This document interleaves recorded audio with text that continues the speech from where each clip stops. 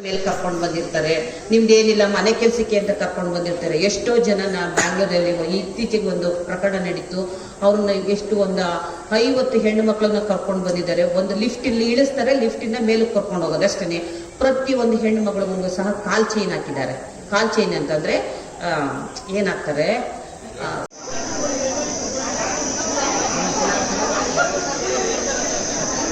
Madam ನೀವು ಈ ಕಡೆ ಬಂದ್ಬಿಡಿ. ಯೋಗದ ಬಗ್ಗೆ ಹೆಚ್ಚಿನ ಮನ್ನಣೆಯನ್ನ ನೀಡಿ ಆ ಒಂದು ಚರ್ಚೆಯನ್ನ ಮಾಡಲಾಯಿತು. 2026 ಜನವರಿ ತಿಂಗಳಿನಲ್ಲಿ ಬೂನಹಳ್ಳಿಯಲ್ಲಿ ನೂತನವಾಗಿ ಪ್ರಾರಂಭವಾದಂತಹ ಯೋಗ ಕೇಂದ್ರದ ಉದ್ಘಾಟನಾ ಕಾರ್ಯಕ್ರಮದಲ್ಲಿ ನಮ್ಮ ಯೋಗ ಬಂಧುಗಳು ಕೂಡ ಭಾಗವಹಿಸಿ ಹೆಚ್ಚಿನ ತಿಂಗಳಿನಲ್ಲಿ ಯೋಗ ಶಿಕ್ಷಕರಾದಂತಹ ಶ್ರೀ ನಾಗೇಶ್ ಜಿ ಮತ್ತು ಶ್ರೀ ಶಾರದಾ ಧರ್ಮಾನಂದರವರ ಮುಂದಾಳತ್ವದಲ್ಲಿ ಸೋಂಪುರಕ್ಕೆ ಭೇಟಿ ನೀಡಿ ಅಲ್ಲಿ ನಂಜುಂಡೇಶ್ವರ ದೇವಸ್ಥಾನಕ್ಕೆ ಭೇಟಿ ನೀಡಿ ಅಲ್ಲಿಯ ದೇವರ ದರ್ಶನದೊಂದಿಗೆ ಯೋಗ ಮಾಡುವುದರ ಜೊತೆಗೆ ಹೆಚ್ಚಿನ ಆದ್ಯತೆಯನ್ನು ನೀಡಲಾಯಿತು. ಗಳಿಗೆ ನಮ್ಮ ಕೇಂದ್ರದ ಸಹಭಾಗಿತ್ವದಲ್ಲಿ ಯೋಗ ಕುರಿತಂತಹ 10 ದಿನಗಳ ಸರ್ಟಿಫಿಕೇಟ್ ಕೋರ್ಸ್ ಅನ್ನು ನಡೆಸಲಾಯಿತು.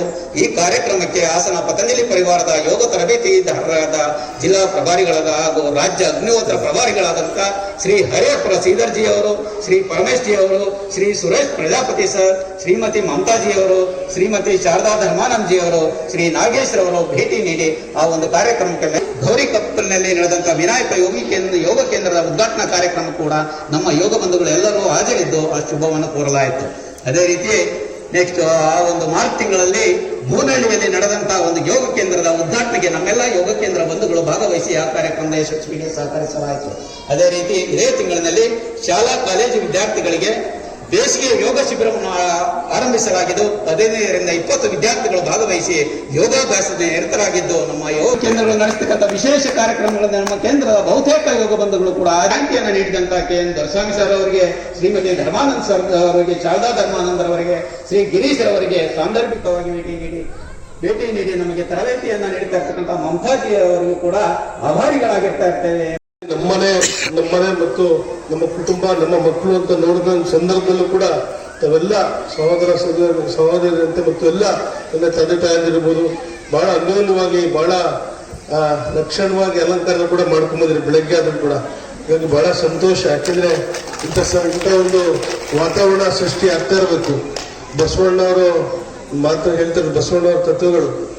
ಇವತ್ತು ಮನುಷ್ಯತ್ವ ಜನ್ಮ ಏನು ಮಾನವನ ಜನ್ಮವನ್ನು ಮುಖ್ಯವಲ್ಲ, ಮಾನವೀಯತೆ ಮುಖ್ಯ ಅಂತ ಅದನ್ನೆಲ್ಲ ತಾವೆಲ್ಲ ತೋರಿಸ್ಕೊಟ್ಟಿದ್ರಿ. ಭಗವಂತ ತಮ್ಗೆಲ್ಲರೂ ಒಳ್ಳೇದ್ ಮಾಡ್ಲಿ ಅಂತ ಸಂದರ್ಭದಲ್ಲಿ ಹೇಳ್ತಾ ಬಹಳ ವಿಚಾರಗಳನ್ನ ನಮ್ಮ ಸತಮಂಗಲ ಕೆರೆ ವಿಚಾರದಲ್ಲೂ ಕೂಡ ಬಹಳಷ್ಟು ವಿಚಾರಗಳಂತ ಹೇಳ್ತಾ ಇದ್ವಿ. ಬಹಳ ಸಂತೋಷ. ಯಾಕೆಂದ್ರೆ ಇವತ್ತು ನಾನಾಗ್ಲೇ ಹೇಳ್ತಾ ಇದ್ದೆ, ಹರೇಪುರ ನಮ್ಮ ಮುರುಗರಿಗೆ ಶ್ರೀಧರ್ ಅವ್ರಿಗೆ ಏನು ನಮ್ಮ ಅಧಿವೇಶನದಲ್ಲಿ ನಮ್ಮ ಇವರು ಸುರೇಶ್ ಕುಮಾರ್ ಅವರು ರಾಜಾಜಿನಗರ ಬಿಜೆಪಿ ಶಾಸಕರು ಒಂದು ತಮಾಷೆಯನ್ನು ಮಾಡ್ತಾ ಇರ್ತಾರೆ. ಒಂದು ಕಾಂಪಿಟೇಷನ್ ಇರುತ್ತೆ. ಒಂದು ಕಾಂಪಿಟೇಷನ್ ಅಲ್ಲಿ ಒಬ್ಬ ಇವರಿಗೆ ಒಂದು ಮೂಸಂಬಿ ನುಂಗುವಂತ ಒಂದು ಕೆಲಸ ಇದನ್ನ ಕೊಡ್ತಾರೆ ಕಾಂಪಿಟೇಷನ್. ಹಾಗಾಗಿ ಅದನ್ನ ನುಂಗ್ಬಿಡ್ತಾರೆ. ನೆಕ್ಸ್ಟ್ ಒಂದು ಅದಕ್ಕಿಂತ ಇನ್ನೊಂದು ಸ್ವಲ್ಪ ದಪ್ಪದಿರುವಂತ ಹಣ್ಣನ್ನ ಕೊಡ್ತಾರೆ, ಅದನ್ನು ಕೂಡ ಅನಾನಸ್ ಅಥವಾ ಬೇರೆ ಅದನ್ನು ಕೂಡ ನುಂಗ್ತಾರೆ. ಹಾಗಾಗಿ ಈಗ ತಮ್ಮ ತರ ಯಾರು ಬುದ್ಧಿವಂತರು ಕೇಳ್ತಾ ಇರ್ತಾರೆ, ಇದನ್ನೆಲ್ಲ ನುಂಗೋದೇನು ಕಷ್ಟ ಇಲ್ಲ. ಯಾಕಂದ್ರೆ ಇವತ್ತಿನ ಕಾಲದಲ್ಲಿ ಕೆರೆ ಕಟ್ಟೆಗಳನ್ನೇ ನುಗ್ತಾರೆ, ಸ್ಮಶಾನ ಜಾಗವನ್ನೇ ನುಗ್ತಾರೆ. ಹಾಗಾಗಿ ಏನು ಮೂಸಂಬೆ ನುಂಗೋದು ಹೊಸ ವಿಚಾರ ಅಲ್ಲ ಅಂತ. ಹಾಗಾಗಿ ಇದು ದೊಡ್ಡ ಕೆರೆ, ಆದ್ರೂ ಕೂಡ ಅದು ಸಮೃದ್ಧಿಯನ್ನು ಮಾಡ್ಕೊಂಡ್ ಬರ್ತಾ ಇದ್ರಿ, ಅಭಿವೃದ್ಧಿ ಕೂಡ ಮಾಡ್ಕೊಂಡ್ ಬರ್ತಾ ಇದ್ರಿ. ಸತ್ಮಂಗಲ ಕೆರೆ ಒಂದೇ ಅಲ್ಲ, ಚಿಕ್ಕಮಂಗಲ ಕೆರೆ ಇರ್ಬೋದು ಮತ್ತು ಹಲವಾರು ಕೆರೆಗಳಲ್ಲಿ ಕೂಡ ನಮ್ಮ ಚನ್ನಪಟ್ಟ ಕೆರೆಗಳು ಕೂಡ UGD ಹರಿದು ಹೋಗ್ತಾ ಇದೆ ನೀರೊಳಗೆ. ಹಾಗಾಗಿ ನಾವು ಕೂಡ ಕಮಿಷನರ್ ಮತ್ತು ನಮ್ಮ ನಗರ ಪಾಲಿಕೆ ಕಮಿಷನರ್ ಕೂಡ ಸೇರಿ ಇವತ್ತು ಅದನ್ನ ಏನು UGDನ ನಮ್ಮ ಏನು ವೆಟ್ವೆಲ್ ಹೈಟ್ ಮಾಡುವಂಥದ್ದು, ಅದಕ್ಕೆ ಸಂಬಂಧಪಟ್ಟಂಗೆ ಯಾವ ರೀತಿ ಟೆಕ್ನಿಕಲ್ ಆಗಿ ತಾಂತ್ರಿಕವಾಗಿ ಅದನ್ನ ಶುದ್ಧ ಮಾಡ್ಬೇಕು ಅದನ್ನೆಲ್ಲ ಕೂಡ ಮಾಡೋಂಥ ಕೆಲಸ ಮಾಡ್ತಾ ಇದ್ದೀವಿ. ಈಗಾಗಲೇ 2 ಕೋಟಿ ಅನುದಾನವನ್ನು ಕೊಟ್ಟರೆ ಇಡೀ ನಮ್ಮ ಸುತ್ತಮುತ್ತಲ ಕೆರೆ ಅಭಿವೃದ್ಧಿ ಹೇಳ್ತಾ ಇದ್ರು. ಈಗಾಗಲೇ ನಾವು ನಮ್ಮ ಫೂಡಾ ಇಂದ ನಗರಾಭಿವೃದ್ಧಿ ಪ್ರಾಧಿಕಾರದಿಂದ 4 ಕೋಟಿ ವೆಚ್ಚದಲ್ಲಿ ನಮ್ಮ SKMK ಲೇಔಟ್ ಅಲ್ಲಿ ಒಂದು ಕೆರೆ ತಗೊಂಡಿದ್ದೀವಿ. ಖಂಡಿತವಾಗ್ಲೂ ಮುಂದಿನ ಒಂದು ದಿನಗಳಲ್ಲಿ ದೊಡ್ಡ ಮಟ್ಟದ ಅನುದಾನವನ್ನು ಕೂಡ ತಂದು ಇದಕ್ಕೆ ಹಾಕೊಡ್ತೀವಿ ಅಂತ ಒಂದು ಹೇಳ್ತಾ ಚಿಕ್ಕಮಂಗಲ ಕೆರೆಯನ್ನು ಕೂಡ ಇವತ್ತು ನಾವು ಹಿರೇಕರ ಅಭಿವೃದ್ಧಿನ ಮಾಡಿ ಅಲ್ಲಿ ವಿವೇಕಾನಂದರ ಒಂದು ಸ್ಟ್ಯಾಚ್ಯೂ ಇಡಕ್ಕೂ ಕೂಡ ಈಗಾಗಲೇ ಕೆಲಸ ಕಾಮಗಾರಿ ಶುರುವಾಗಿದೆ. ಹಾಗಾಗಿ ಖಂಡಿತವಾಗ್ಲೂ ನಮಗೂ ಕೂಡ ಯುವ ಶಾಸಕರಾಗಿ ನನಗೂ ಕೂಡ ಬಹಳ ಆಸಕ್ತಿ ಇದೆ. ಕೆರೆ ಕೆಲಸಗಳನ್ನ ಮಾಡಬೇಕು, ಕೆರೆಯನ್ನು ಉಳಿಸುವಂತ ಪ್ರಾಮಾಣಿಕ ಪ್ರಯತ್ನ ಕೂಡ ಮಾಡಬೇಕು ಅಂತ. ಖಂಡಿತವಾಗ್ಲೂ ಮಾಡೋಣ. ಈಗಾಗಲೇ ಹಿಂದೆ ಸತ್ಮಂಗಲ ಕೆರೆ ನೀರೇ ಇರ್ತಿರ್ಲಿಲ್ಲ. ಈ ಭಾಗದಲ್ಲಿ ಸತ್ಮಂಗಲ, ಇಂದಿರಾನಗರ, ವಿದ್ಯಾನಗರ ಕುಡಿಯೋ ನೀರು ಕೂಡ, ಬೋರ್ವೆಲ್ ಕೂಡ ನೀರು ಬಹಳಷ್ಟು ಸಮಸ್ಯೆ ಆಗಿತ್ತು. ಆಗ ಈಗ ಸ್ವಲ್ಪ ಮಳೆ ನಮಗೆಲ್ಲ ಭಗವಂತ ಕರುಣೆ ತೋರಿಸೋದ್ರಿಂದ ಬಹಳಷ್ಟು ಅಂತರ್ಜಲ ನೀರು ಈಗಾಗಲೇ ಜಾಸ್ತಿ ಕೂಡ ಆಗಿದೆ. ಆಗ ನಮ್ಮ ತಂದೆ ದಿವಂಗತ HS ಪ್ರಕಾಶ್ ಇದ್ದಾಗ ಕೂಡ ಈ ಒಂದು ಭಾಗಕ್ಕೆ ಹಂದಿನ ಕೆರೆ ಅಂತ, ಇಲ್ಲಿಂದ ಹಂದಿನ ಕೆರೆಯಿಂದ ನೀರು ತರುವಂಥದ್ದು, ಇಲ್ಲಿಂದ ಮತ್ತೆ ಚನ್ನಪಟ್ಟಣಕ್ಕೆ ನೀರು ತರುವಂಥ ಕೆಲಸ ಈಗಾಗಲೇ ಪೈಪ್ಲೈನ್ ಕೆಲಸ ಆಗಿದೆ. ಚಿಕ್ಕ ಪುಟ್ಟ ತಾಂತ್ರಿಕವಾಗಿ ಇಲ್ಲಿ ನಮಗೆ ಲ್ಯಾಂಡ್ ಇಶ್ಯೂ ಆಗಿರೋದು, ಕೆಲವೊಂದು ಒಬ್ಬರು ಲ್ಯಾಂಡ್ ಅನ್ನ ಕೊಟ್ಟಿಲ್ಲ. ಖಂಡಿತವಾಗ್ಲೂ ಅದನ್ನು ಕೂಡ ಮುಂದಿನ ದಿನಗಳಲ್ಲಾದಾಗ ನೀರನ್ನು ಹೆಚ್ಚಾಗುತ್ತೆ. ಆಗ ಬೋಟಿಂಗ್ ಇರ್ಬೋದು, ಪ್ರವಾಸೋದ್ಯಮಕ್ಕೆ ಬಹಳ ಒತ್ತನ್ನು ಕೂಡ ಕೊಡೋಣ ಅಂತ ಹೇಳಿ, ಮತ್ತು ಇನ್ಫೋಸಿಸ್ ಮತ್ತು ನಮ್ಮ HPCL ಅವರು ಹೇಳ್ತಾ ಇದ್ರು. ಆಗಲೇ HPCL ಅವರು 3 ಕೋಟಿ 4 ಕೋಟಿ ವೆಚ್ಚದಲ್ಲಿ ಇದ್ರದ್ದು ಕೆರೆ, ಬೊಮ್ಮಾಯಿಕಳ್ಳಿ ಕೆರೆಯನ್ನು ಕೂಡ ತಗೊಂತಾರೆ. ಖಂಡಿತವಾಗ್ಲೂ ಇದನ್ನು ಕೂಡ ಮಾಡೋಣ ಅಂತ ಹೇಳಿ, ಏನೇ ಚಿಕ್ಕ ಪುಟ್ಟ ಕೆಲಸಗಳಿದ್ರು ಕೂಡ ಖಂಡಿತವಾಗ್ಲೂ ಮಾಡೋಣ. ಸ್ವಲ್ಪ ನಮಗೆ ಕಾಲಾವಕಾಶ ಬೇಕಾಗುತ್ತೆ. ಯಾಕಂದ್ರೆ ಸರ್ಕಾರದ ಇದರಿಂದ ನಾನು ಇವತ್ತು ರಾಜಕೀಯ ಮಾತಾಡೋಕೆ ಹೋಗಲ್ಲ. ಆದ್ರೂ ಕೂಡ ಸರ್ಕಾರದಿಂದ ಅನುದಾನ ಕಮ್ಮಿ ಬರ್ತಾ ಇದ್ರು ಕೂಡ ಎಲ್ಲರೂ ಕೂಡ ಪ್ರಾಮಾಣಿಕವಾಗಿ ಮಾಡ್ತಾ ಇದೀವಿ. ಯಾರು ಎಲ್ಲರೂ ತಂದೆ ತಾಯಿಗೆ ಯಾರು ಅನ್ನ ಹಾಕ್ತಾ ಇದೀವಿ? ಯಾರು ಇಲ್ಲ. ಅವ್ರು ನಮ್ಮನ್ನು ಓದಿಸೋದಷ್ಟೇ ನಮ್ಮ ಕರ್ತವ್ಯ. ಹೆಲ್ತ್ ಬಗ್ಗೆ ಆಗಲಿ, ಸಂಪಾದನೆ ಬಗ್ಗೆ ಆಗಲಿ, ನಾವು ಸ್ವಾರ್ಥಿಗಳು. ನಮ್ಮ ಬಗ್ಗೆ ನಾವು ಫಸ್ಟ್ ಯೋಚನೆ ಮಾಡಬೇಕು. ಪ್ರತಿ ಒಬ್ರು ಸಹ ಫಸ್ಟ್ ಹೆಲ್ತ್ ಬಗ್ಗೆ ಕಾನ್ಸಂಟ್ರೇಟ್ ಮಾಡಿ. ಯಾಕೆ ಅಂತಂದ್ರೆ, ಯಾರು 7 ಗಂಟೆಗಳ ಕಾಲ ನಿದ್ದೆ ಮಾಡ್ತಾನೆ, ಅವನು ಯಾರು ಬೆಳಗ್ಗೆ ಇಷ್ಟು ಮಾತ್ರೆ ಕುಡಿಯೋದಿಲ್ಲ, ಅವನು ಶ್ರೀಮಂತ. ಯಾಕೆ ಅಂತಂದ್ರೆ, ಇಷ್ಟೋ ದುಡ್ಡಿರುತ್ತೆ ನಮಗೆ. ಎಷ್ಟು ನಾವು ಜಸ್ಟ್ ಒಂದು ಸಣ್ಣ ತಲೆನೋವು ಬರಲಿ, ನಾವೇನಂತೀವಿ, ಈಗ ಯಾವ ದುಡ್ಡು ಬೇಡಪ್ಪ, ನನಗೆ ಫಸ್ಟ್ ನನ್ನ ಕಾಯಿಲೆ ಹೋದ್ರೆ ಸಾಕು ಅಂತೀವಿ. ಅಂಥದ್ರಲ್ಲಿ ನಾವು ಹೆಲ್ತ್ ಬಗ್ಗೆ ನಾವು ಕಾನ್ಸಂಟ್ರೇಟ್ ಮಾಡಬೇಕು. ನಾವು ರಿಟೈರ್ಡ್ ಆಗಿದ್ದೀವಿ ಅಂದ ತಕ್ಷಣಕ್ಕೆ ನಂದು ಕೆಲಸ ಮುಗೀತು, ನಂದೇನೋ ಕೂತ್ಕೊಂಡು ಮೊಬೈಲ್ ನೋಡೋದು ಅನ್ನೋದಲ್ಲ. ನಾವು ಯೋಗಗಳಿಗೆ ಕಾನ್ಸಂಟ್ರೇಟ್ ಮಾಡ್ತಾ ಇದ್ದೀವಿ, ಅದು ಮುಖ್ಯವಾಗಿದ್ದು. ಹೆಲ್ತ್ ಒಂದಿದ್ರೆ ನೀನು ಒಂದು ರೂಪಾಯಿನೂ ಬೇಡ. ನಾವು 7 ಗಂಟೆ ನಿದ್ದೆ ಮಾಡಿ ಎದ್ದೆ ಅಂತ ಅಂದ್ರೆ ಅವನು ನಿಜವಾದ ಶ್ರೀಮಂತ.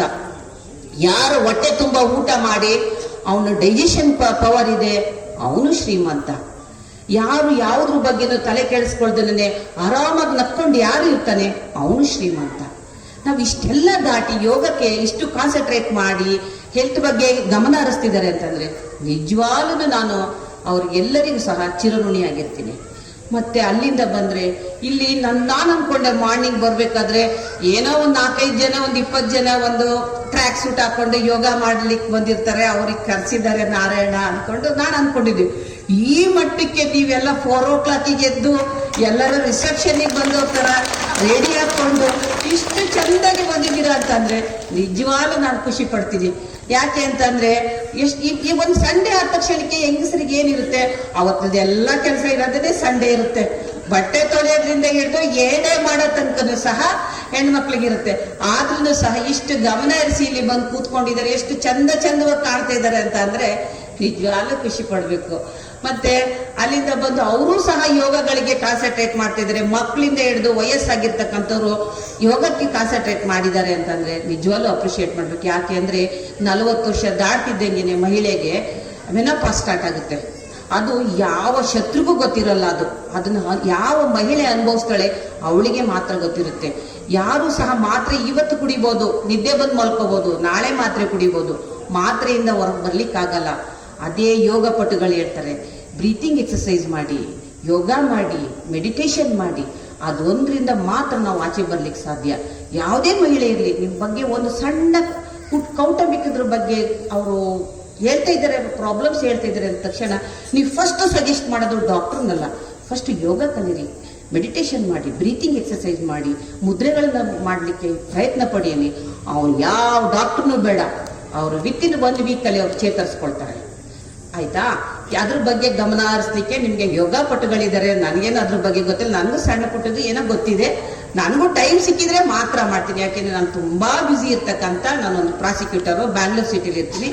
ಎಸ್ಪೆಷಲಿ ನಾನು ಬ್ಯಾಂಗ್ಳೂರಲ್ಲಿ ಸ್ಪೆಷಲ್ ಕೋರ್ಟ್ ಪ್ರಾಸಿಕ್ಯೂಟರ್. ನಾನು ಮಹಿಳೆ ಮೇಲೆ ಆಗ್ತಕ್ಕಂಥ ದೌರ್ಜನ್ಯದ ಬಗ್ಗೆ ನಡೀತಕ್ಕಂಥ ಪ್ರಕರಣಗಳನ್ನ ನೋಡ್ತೀನಿ. ಯಾವುದು ಅಂತಂದ್ರೆ ಒಂದು ಮಹಿಳೆ ಸೂಸೈಡ್ ಮಾಡ್ಕೊಳ್ತಕ್ಕಂಥದ್ದು, ಡೌರಿ ಡೆತ್ ಆಗ್ತಕ್ಕಂಥದ್ದು, ಪ್ರಾಸ್ಟಿಟ್ಯೂಟ್ ಮಾಡ್ತಕ್ಕಂಥದ್ದು, ಮಹಿಳೆನ ಕಳ್ಳ ಸಾಗಾಣಿಕೆ ಮಾಡ್ತಕ್ಕಂಥದ್ದು, ಇನ್ನು ಇತರ ಅಪರಾಧಗಳಿಗೆ ಸಂಬಂಧಪಟ್ಟಂತ ಪ್ರಕರಣಗಳನ್ನ ನಾನು ನೋಡ್ತಾ ಇದ್ದೀನಿ.